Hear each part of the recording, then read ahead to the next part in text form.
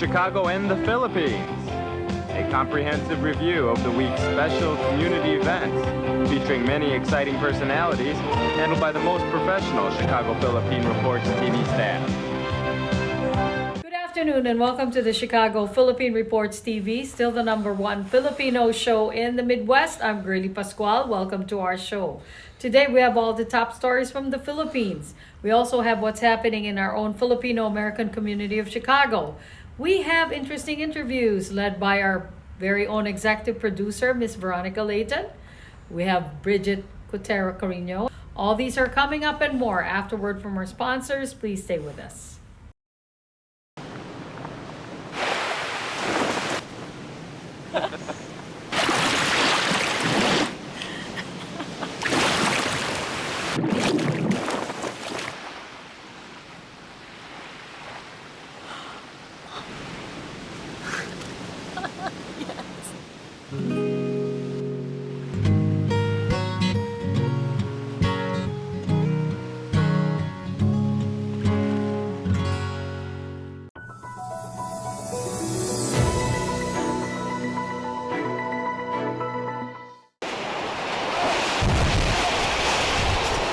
Tacloban City in the province of Leyte was Super Typhoon Yolanda's ground zero when it ravaged the country on November 8, 2013. More than 6,000 people died, 28,000 were injured, 1,000 went missing, and more than 3 million families were affected. After a decade, residents still gather to remember the tragedy. President Ferdinand Marcos Jr. himself led the program that commemorated the devastation that changed the lives of many people. We must always keep a special place in our hearts for those who we lost, who are uncounted, who are unrecorded, so that up to now, we say 6,000 casualties. We do not know that for sure. To the survivors who continue to move forward, we salute your indomitable spirit and character. Marcos also led the ceremonial distribution of land titles to selected beneficiaries. I also urge the Yolanda response clusters to work closely with concerned local governments to address the lingering issues of the different affected communities. Let us continue to work hard so that we can provide them with the tools and the resources to rebuild their lives. The president recounted his personal experience after the typhoon when he visited the province when he was still a senator. I remember very well how we were at a complete loss in the days following Yolanda. Where do we get relief goods? How do we bring them? How do we transport them to the people that are in need? Marcos thanked those who took part in the recovery of Tacloban City, including the members of the Diplomatic Corps, domestic and international organizations, as well as foreign governments that extended help. They would bring relief goods, they will bring water, they would bring water purifiers, they would bring fuel, they would bring transportation, and we could not have survived without that. And so it is impossible to overstate how important it is to us what you did for us. We must insist that our story is not one of tragedy. Our story is one filled with compassion, generosity, and kindness. We were witness to an overwhelming outpouring of aid and support from all over the world. To avoid a repeat of the tragedy, Marcos said his government will include in its national policies measures to address climate change. He also ordered the Department of Human Settlements and Urban Development and the National Housing Authority to fast-track the distribution of land titles and housing units to affected residents. The president also offered a wreath of flowers at a marker that lists all the names of those who died. Yung nanay ko namatay, tas yung mga pamangkin, biyenan ng kapatid ko na namatay din. Hindi yun maghilom. Danas namin yun eh. Masakit talaga. 3. In another event in Tacloban City, Marcos graced the opening ceremony of the Visayas leg of the 2023 Handa Pilipinas.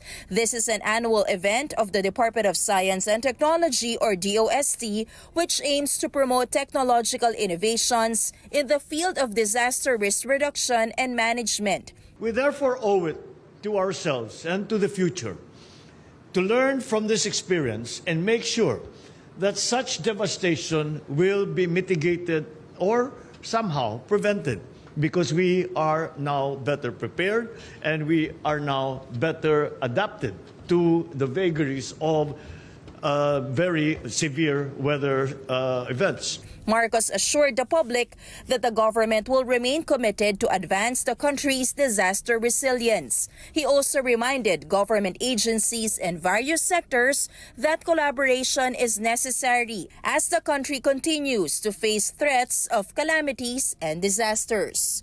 The Philippine Senate Finance Committee has adopted the House of Representatives' reduction of the budget allocation for confidential intelligence funds for 2024.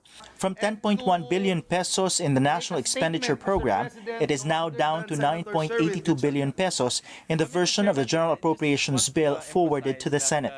The House had also realigned the CIF allocations for certain agencies, such as the 500 million pesos for the Office of the Vice President and 150 million pesos for the Education Department, both under the control of Vice President Sara Duterte.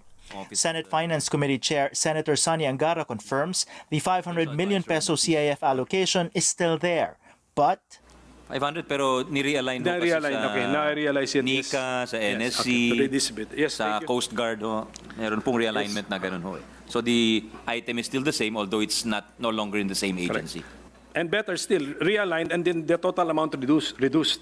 That's a good point also, because yes, Your Honor. What we're watching for is the proliferation or the multiplication of agencies requesting for it. Senator Amy Marcos, however, clarified the Senate has not decided yet if it will reallocate the confidential funds requested by the Vice President.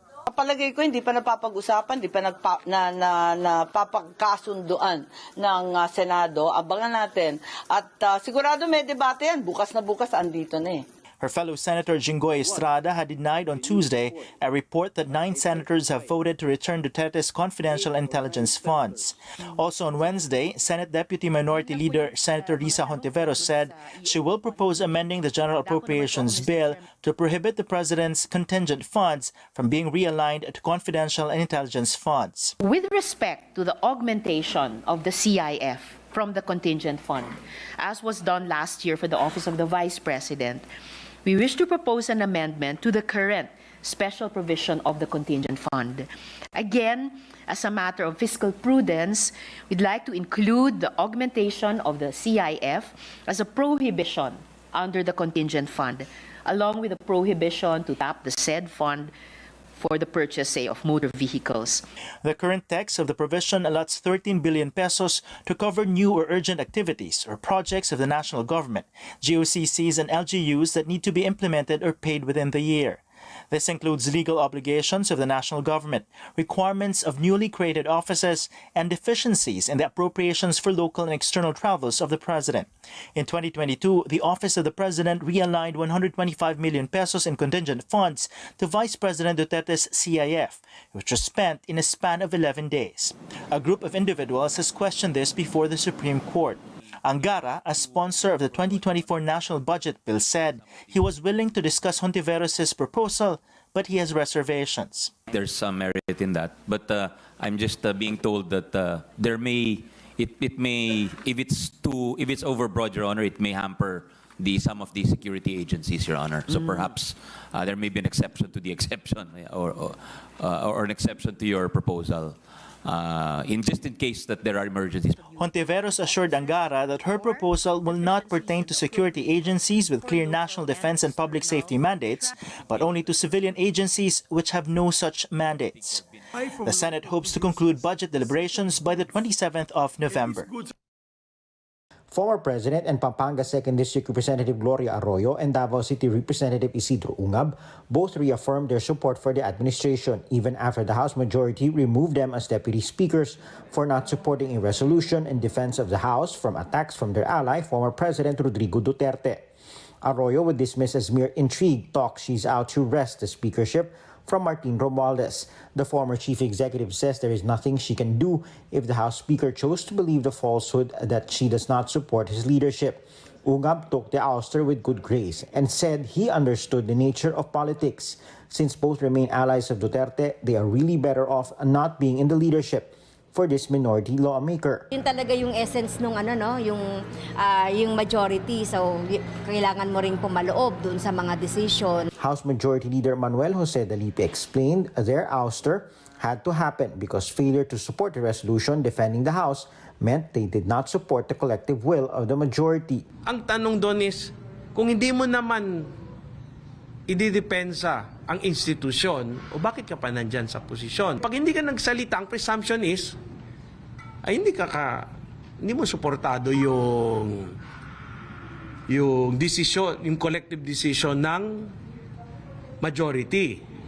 So, yun ang naging interpretasyon. Dalipe also says congressmen were hurt by former President Duterte's attacks. Those statements really hurt a lot House members. It really hurt the political parties, and we had a party leaders meeting, and we decided that we have to issue a statement and even pass a House resolution to this matter because we have to uphold the integrity of the House. Even Duterte's party mates in the PDP Laban insisted on the necessity of the resolution. Removal of the two deputy speakers is not in any way related to the deletion of the confidential funds. Nothing is wrong about it because there are tirades coming from outside, of which nobody wanted to mention. While the Speaker consolidates his hold on the House, the Duterte still have a loyal ally in the President's sister, Senator Amy Marcos. Ang isang anak na humarap sa napakaraming pananaksak sa likod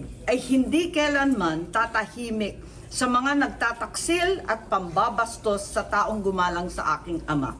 Noong pahintulutan niyang mahimlay ito sa libingan ng mga bayani. But ACT Teachers Party List Representative Franz Castro believes it's just another sign that the administration's unity coalition, called the Unit Team, is no more. She said it started when Vice President Sara Duterte left Romualdez's Lakas CMD after the House demoted Arroyo from her post as Senior Deputy Speaker last May.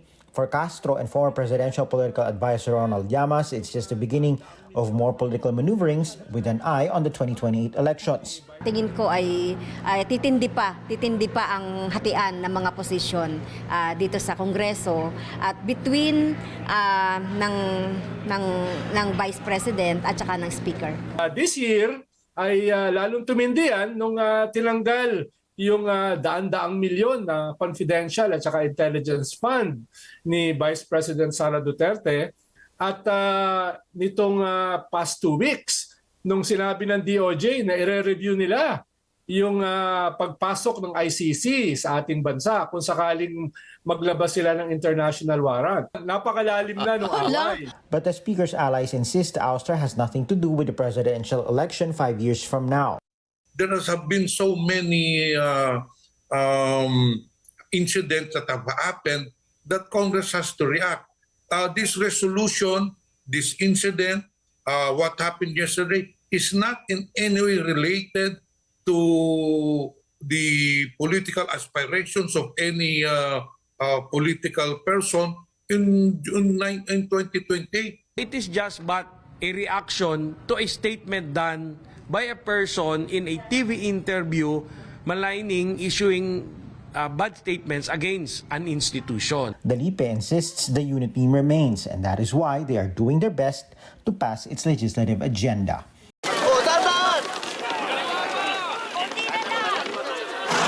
Yan! Dito na!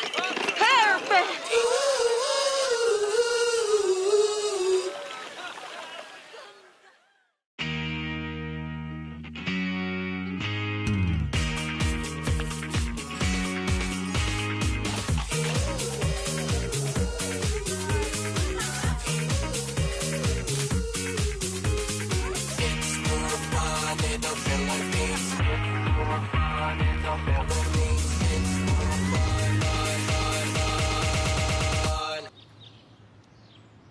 fund in the Philippines.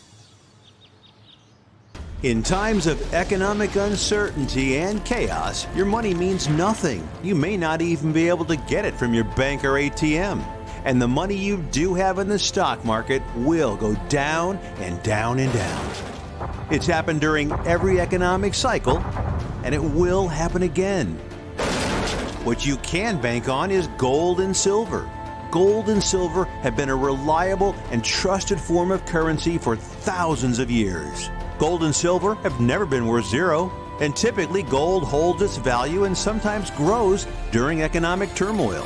Call the Gold Hotline now and learn how to protect your money and your assets with gold and silver. And learn how to set up a new IRA or roll over your current one into a gold-backed IRA.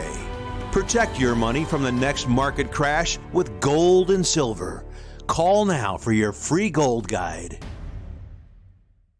Do you need to get your hands on some extra money right now?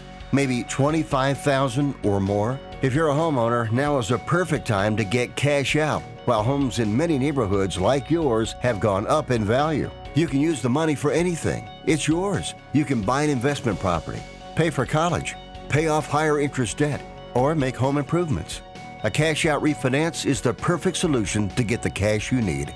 If you need $25,000, $50,000, or even $100,000, now's the time. Home values are up, and so is your equity. We offer you a way to use it. No need to sell your home or use your savings. Call New American Funding now and speak to a cash out refi specialist and see how much cash out you can get. Call New American Funding at 855-332-3929. That's 855-332-3929. Call 855-332-3929.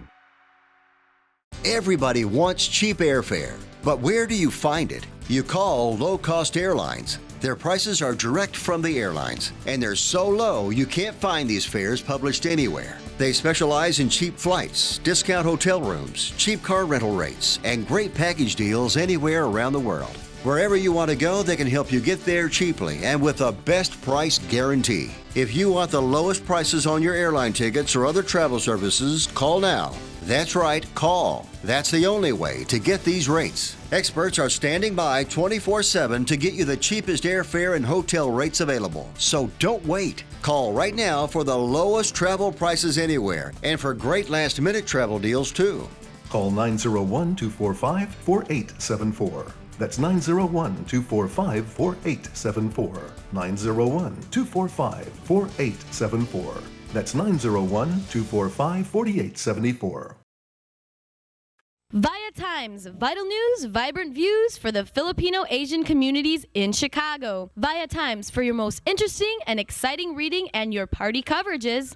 ViaTime has very interesting columnists. You name it, ViaTimes has it. Law, Filipino news, dentistry, immigration, humor, serious opinions, health, beauty, mysticism, Bata Corner, showbiz, and intelligently written editorials. Call ViaTimes at 773-866-0811.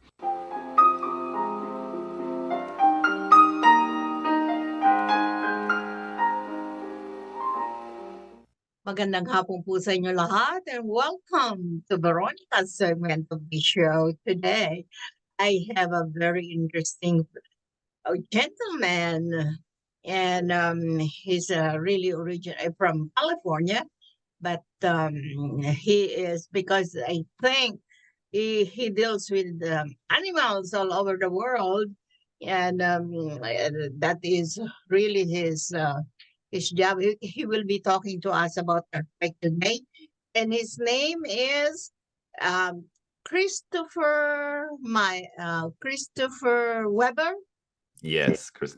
But call me Chris. That's easier. Yeah, Weber. He is the co-founder and CEO of Animals Around the Globe, and we're going to be talking today about earthquakes and climate change that's affecting us all over the world. And help me welcome Mr. Chris Weber. Hi, Chris. How are you? I let you rap as if you're in the midst of beautiful Africa. Exactly. Hey, Veronica, nice to meet you. And hello to every listener out there. So yeah, I'm Chris from Animals Around the Globe. We are one of the largest animal information and news platforms in the world. We have like millions of visitors every month, and our goal is really to bring humans and animals closer together and help strengthen that bond, you know. And okay, well, with what you do dealing with animals around the globe, animals are really creatures that are really sensitive when it comes to climate change, and also most of all when earthquakes come around, right? Oh yeah, 100%. And I mean, like, so I mean, we're living in a world where more and more earthquakes occur. I think we're now at around 55 earthquakes per day, which is a lot around the globe. So and earthquakes disrupt animal habitats is in many ways. And I mean, we can, I think, go through why and in which ways, but yeah, exactly. So I think if we look at the 3 steps, like pre-earthquake, what does it affect there? Especially earthquakes that are burrowing, like moths or even snakes in hibernation. They start feeling the earthquake way before anything happens, and that already leads to a disturbance in their behavior. And we have like a few examples. For instance, in China in 1975, snakes actually felt an earthquake and came out on the streets and started freezing basically to death because they left the hibernation phase. And yeah, similar, I think, to that in 2011 in a Japanese earthquake, like under deep water fish came up and were washed ashore because they felt, you know, some seismic movement already in the deep sea, and some gas coming up, most likely from tectonic like shifts, and that's what led them to come up. And yeah, and then like, I mean, like immediately during an earthquake, like in the next phase, we have like structures from malls or other like boring animals destroyed, and they have to build new, you know, new habitats. Their homes are lost as well. And yeah, I mean, like we have other animals such as elephants in the big earthquake in the Indian Ocean, like in Sri Lanka and Thailand. Elephants were seeking shelter somewhere at higher ground before the earthquake already happened. So we see, you know, animals can feel earthquakes pretty soon. The same with like pets, like dogs and cats. If we observe them and see that they act out, most likely because of their hearing is much broader than ours, so they can hear frequency where already an earthquake is you know coming, and then they act out, and we should start to seek shelter when we see our dog, you know, going crazy. And then yeah, What you're saying is that animals instinctively can predict earthquakes and all other natural calamities ahead of the human beings because of their more sensitive hearing, right? Yeah, their hearing, their sensitivity to vibration. I mean, some even can like sense electromagnetic fields, like bees, for instance. They will change their patterns because they behave like exactly through electromagnetic fields. When the earth shifts, that field changes, and then bees' behavior also is affected by that. Very interesting. Is it also the same with the oncoming of tsunamis? Mm. Tsunamis? Yeah. Most likely before tsunami, an earthquake in some sort happened, right? So we see this behavior as well, like with the elephants, you know, that were seeking higher ground, or the fish coming up from the surface or from the deep sea. We see the same, and that could be, for instance, by the ocean because of groundwater changes. I mean, like, this can be caused by increased pressure underground that releases gas from fractured rocks, and that might be detectable by some animals, like this gas already. So that like changes the behavior before a tsunami, like in water and marine animals. Yeah. We see. Wow. We just have to be watchful of our animals Yeah, we do. Yeah. and run with them. Yeah. I and I believe you. I believe that because Yeah. I heard that from my grandparents and my parents growing up in the Philippines. Mm. Always be watchful of the animals' reaction. What were they looking at, like at their dogs, or did they have other animals around that they could observe? Yeah.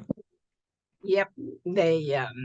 I didn't even know that they do that because of their sensitivities to the environment or surrounding them. Oh, okay, I see. Yes, and so okay, Chris, can you please tell us the correlation between earthquake and climate change? Yeah, I mean, obviously with yeah, the frequency going up with earthquakes, it is, yeah, it is. I think the correlation with climate change is very noticeable. And why is that? There are like multiple theories. One is that basically with the melting ice and the melting glaciers, sea levels could rise, and that affects the pressure on the tectonic plates. And that pressure could like force them to move more. And exactly, so this increased water weight from rising sea levels might lead to subduction and then possibly trigger earthquakes. And yeah, so that's actually one of the biggest or largest like impacts that climate change has: the water level that's rising and then the pressure on the tectonic plates. Interesting. Okay. Okay, when did you found the Animals Around the Globe organization? Oh, we found that together with my co-founder. We were co-workers at Google, and it was kind of like a hobby at the beginning 4 or 5 years ago. And yeah, something we really enjoy to do. And since then we, you know, grew into it and now do it full time, and it's growing really, really healthily. And yeah, so 4 or 5 years ago. Yeah. It seems that the motto of your organization is bringing animals and humans closer together. How do you figure on doing that? So there is like a quote by Steve Irwin, you know, the Australian dude, who said that the more excitement you bring into the world around animals, the more people start falling in love. Like, people usually are interested in what they're excited about, and that's what they like want to protect, right? So our approach is, the more we get people excited about animals, the more they want to protect them. And that's what we're trying to do. And that's how also I became excited about animals. I went like on many like expeditions and adventures and diving trips with sharks and so on. And that's how I learned about a lot of animals and how I got excited about it. And then at some point I really wanted to help protect them, because we are the, you know, smarter species, more intelligent species. And the smarter species also always has to take care about the other ones, you know. So we're, yeah, kind of the big brother to the animals. There are many humans I guess this is all over the world. I can just speak about the United States. And there are so many humans that are very affectionate to their animals, mostly to their cats and dogs. Yeah. It includes this group of people, right? So animal lovers all over the world. Yeah, exactly. We think like that. Yeah, The awareness. exactly. The awareness of. Is it your mission to really awaken the human owners and how to be watchful over their animals' reactions to the atmosphere or to the environment? Yes. How do you do that? I mean, we built up a team of like scientists who are just focusing on that part. We call them our like expert team. They usually have a background in oceanography or, you know, marine biology or biology in general or veterinarian studies. And they really dig into the field of, you know, what happens in the world right now and bringing these like information to the surface to our readers. And that way we hope we can inform, you know, the mass and make them aware of what happens around us and how we can, yeah, what changes we can see with animals also. How do you, when Sorry? it comes to, I mean, it comes human beings' association with the animals? Sorry, could you repeat the question? How do you see what's coming up to our world when, you know, because your mission is to bring the humans and animals closer together. So what is in the future by doing this?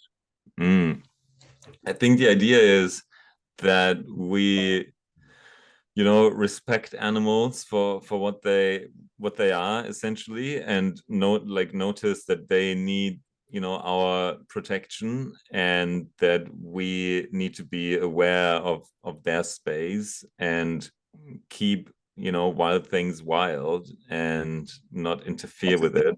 We do have our domestic animals, and that's fine. We can, like, you know, connect with them on that level. And with wild animals, we will connect on a different level with, because they need to stay wild and need to preserve, you know, this beauty of wildness that, yeah, we otherwise might destroy. Wildlife. The wildlife. Yeah. Yeah. Exactly.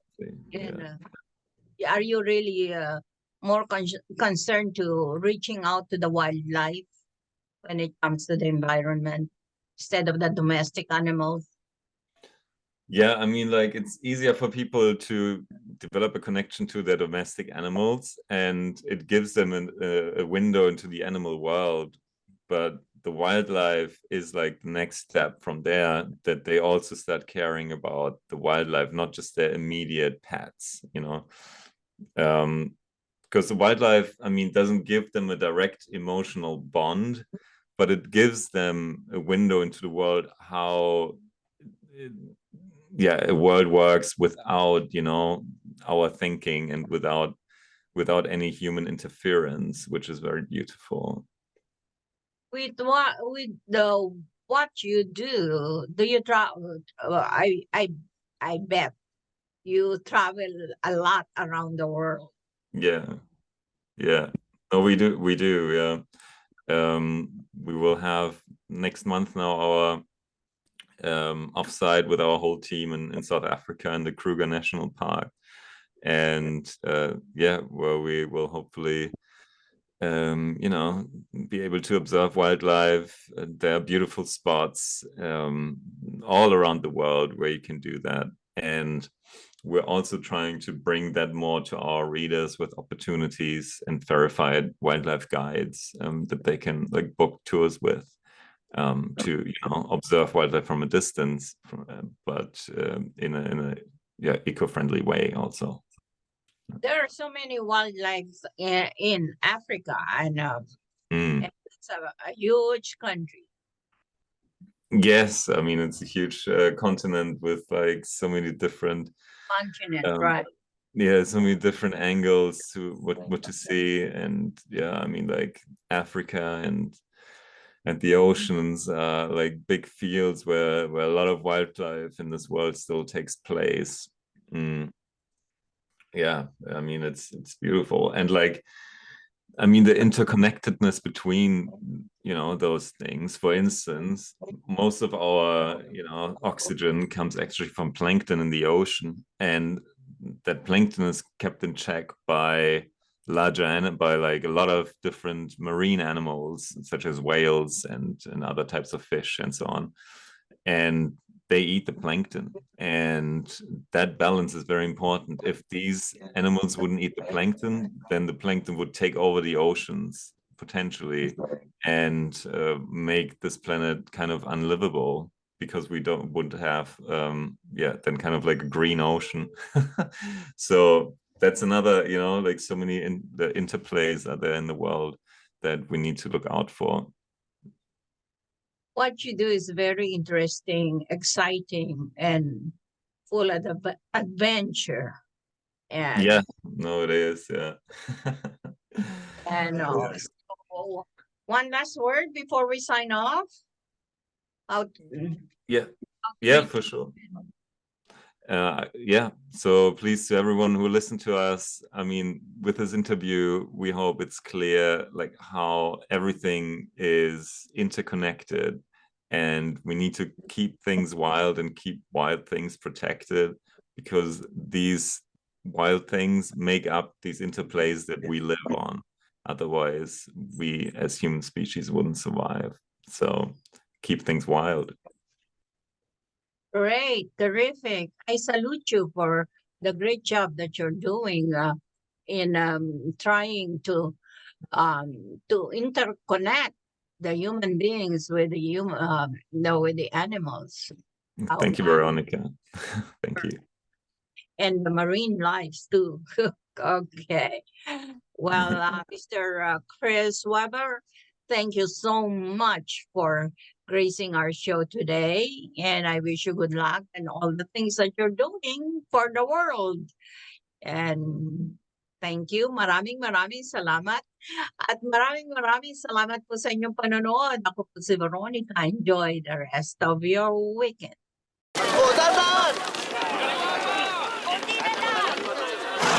Yan! Dito na! Perfect!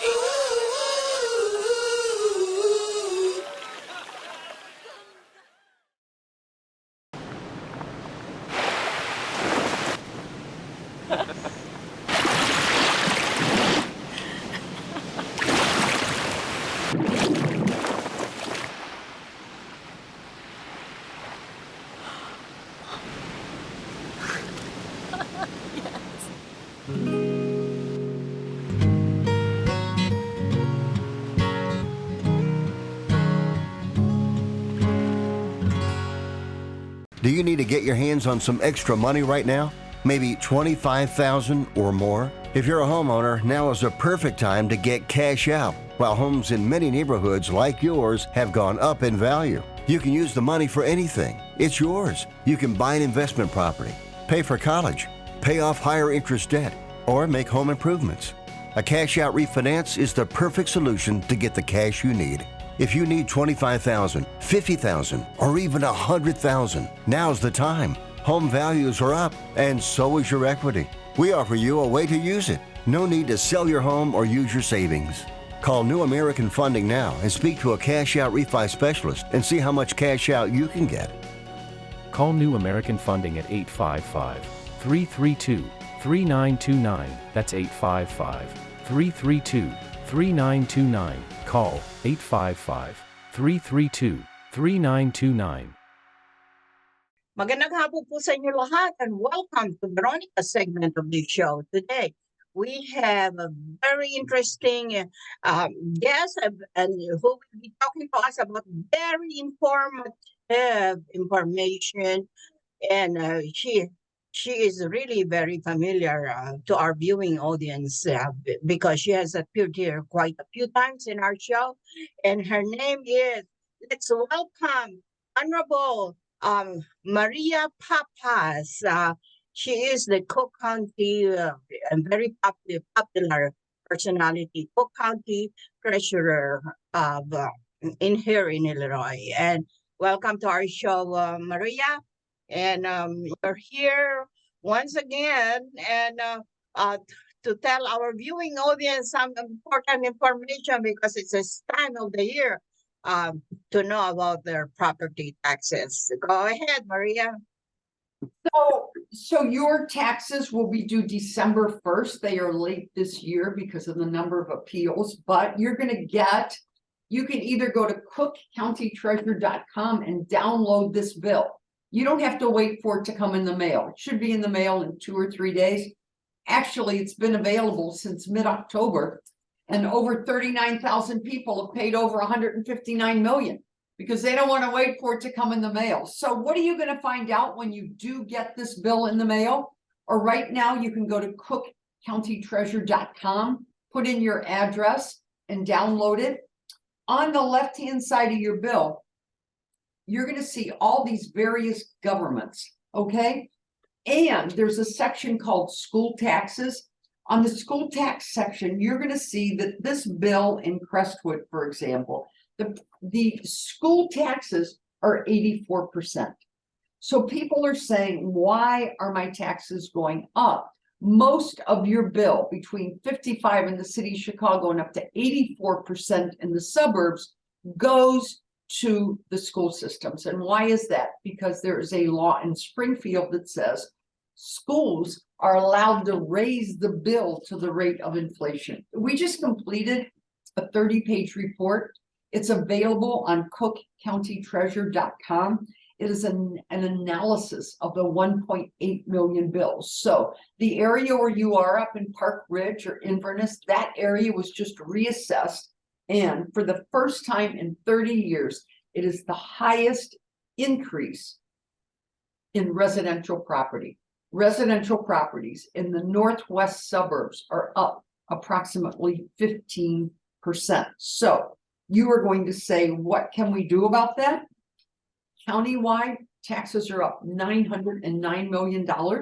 There are 940 different taxing districts in Cook County. 676 governments in Cook County raised taxes. That's almost 71% of the governments raised taxes. So when they get raised, you have to look at this bill to see who raised them and why. Now, this is what is important for Filipino American listeners. This is what's important. There is a section on this bill called tax calculator. Tax calculator. If you are a homeowner, you live in the home and you've lived in the home over a year, you can go back 4 years, and for every year that you did not get a homeowner's exemption, you can get $500 off your bill. So if you didn't do it for 4 years, it's $2,000. If you are a senior citizen and you are over 65 years of age and you did not get it for 4 years, it is another $2,000. And if you are a senior citizen who's making under $65,000 a year, under $65,000 a year, and over 65 years of age, you can get another $500 a year for 4 years. cookcountytreasurer.com will tell you whether or not you are getting a homeowner's, a senior, and a senior freeze exemption. You can pull it up right there on the internet. So if you did not get it, you can apply online. That's why we have as many as 1 million people a month coming to our website. You can apply online. You will get the money back within 4 to 6 weeks. There is something additional on that site, and everyone should get to it because many Filipino Americans refinanced over a 20-year period. Going back 20 years, there's another section which says overpayments. Overpayments. We're sitting on $79 million worth of overpayment. So going back 20 years, every year, this site will tell you whether or not you overpaid. And if you did, and you're the owner of the home at the time, you can punch apply here and again, get your money back in 4 to 6 weeks. There is no chance right now that you can appeal this tax bill that's out, but we will be looking at what the assessor's doing in the southwest suburbs. And when those assessments go out, you will have the opportunity to appeal those assessments. So that's it. Taxes are due December 1st. If you don't have all the money to pay on December 1st, that's okay. You can pay gradually over the year. You can make individual payments every month, however you would like to do it. You can pay online, which is now the most popular way of paying because people no longer want to send things in through the mail. So it's go to Chase Bank, pay online, come to 118 North Clark. Nobody comes here anymore because nobody wants to get on a bus or a train and come downtown with what's going on down here. So pay online at cookcountytreasurer.com. That's about it, Veronica. Well, that's all, Maria. One question, an important question that people have been asking me, and how come our Cook County and our state of Illinois are really the one of the highest, property taxes and income taxes and wages, and I know how come it's something like that, and some of my friends have already left the state. You know what? I'm out there.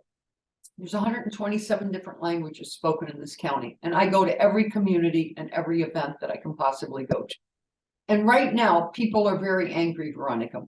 They're angry about the 2 wars. They're angry about crime. They're angry about the migrants. They're angry about the refugees. And they get this bill and it goes up a little bit. They're angry about that. When they die, they're angry because they've got to pay extra taxes in the state of Illinois. So what I hear, and what I hear the most is, I got to get out of here. That's what I hear. I hear it all the time. In fact, a lot of people that used to come to my house for dinner don't come anymore because they left. So I don't know what to tell you until this structure changes.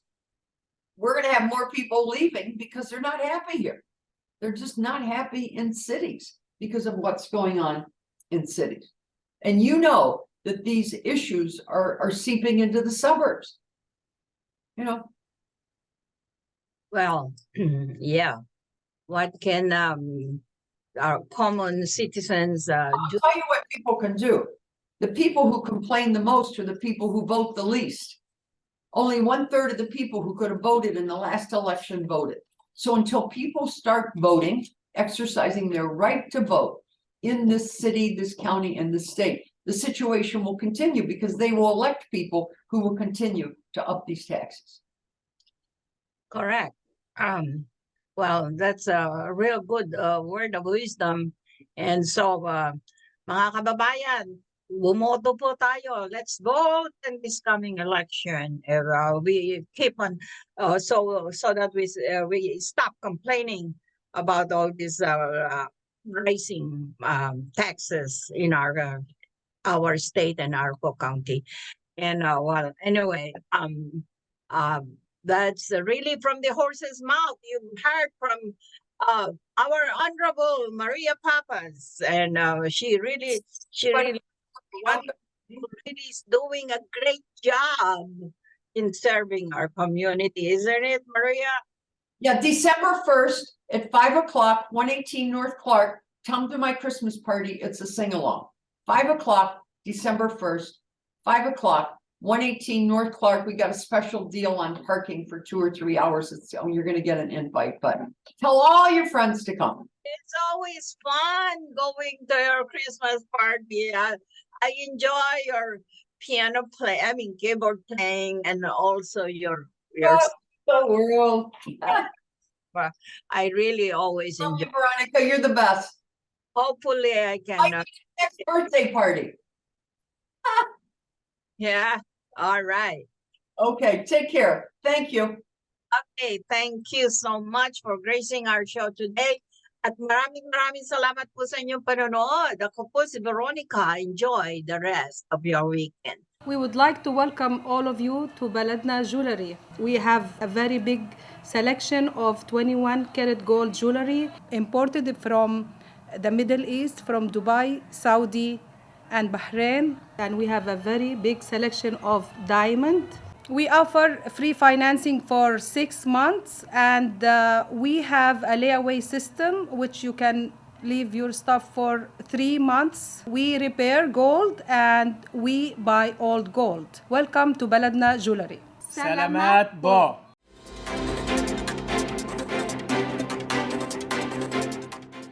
Good afternoon. This is Brigitte, Carino, Cueter, bringing you this week's local news from our community.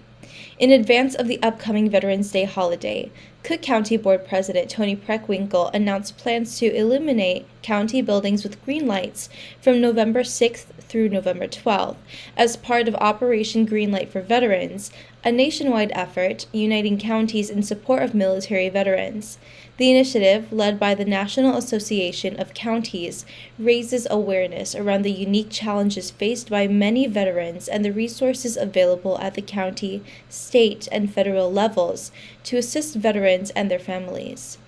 The Cook County Board of Commissioners approved a resolution supporting participation in Operation Greenlight at the county's October board proceedings. The Illinois Board of Higher Education released its fall enrollment report for the state's public universities for the fall semester of the 2023-24 academic year, showing Illinois again beat national trends.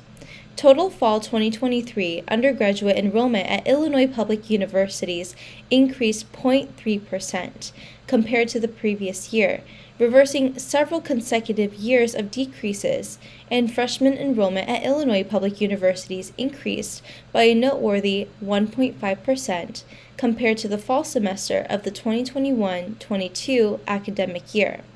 This bucked freshman enrollment at the national level, which decreased 6.1% at all public universities.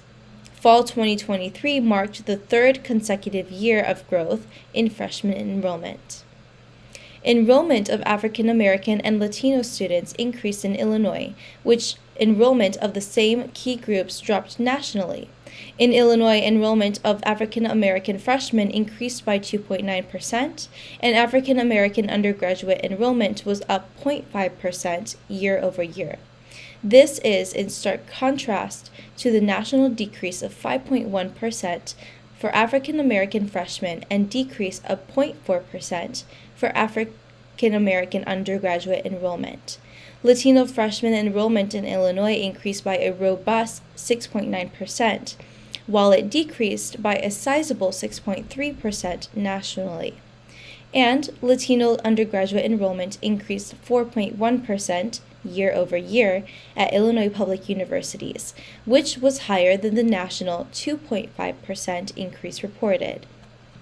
The Center for Migration Studies of New York released a new report, an analysis of trends in the U.S. undocumented population since 2011 and estimates of the undocumented population for 2021, which focuses on the gradual decline of the undocumented population residing in the United States between 2011 and 2021, though reporting an increase of about 100,000 in 2021.